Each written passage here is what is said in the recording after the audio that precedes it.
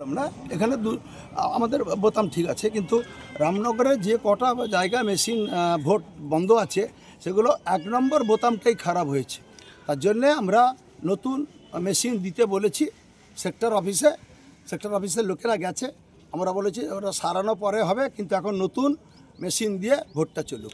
কোন কোন বুথে, কতগুলো বুথে? বললাম যে কাদুয়া অঞ্চলে একটা হয়েছে, বসন্তপুরে একটা হয়েছে, হলদিয়া 2 একটা হয়েছে, এরকম 3টে জায়গায় আমাদের কাছে ফোন এসছে, কিন্তু আরও সটিলাপুরে একটা হয়েছে। হ্যাঁ, তালগাছাড়ি 1 না 2 ও তালগাছাড়ি 1 একটা অঞ্চলে হয়েছে। এইভাবে করে মেশিন সব পুরনো মেশিন সব নিয়ে এসছে নির্বাচন কমিশন। 1 নম্বর বোতাম খারাপ, 1 নম্বরটা তৃণমূলের বোতাম বলেই আমরা মনে করছি এটা নির্বাচন কমিশনের চক্রান্ত।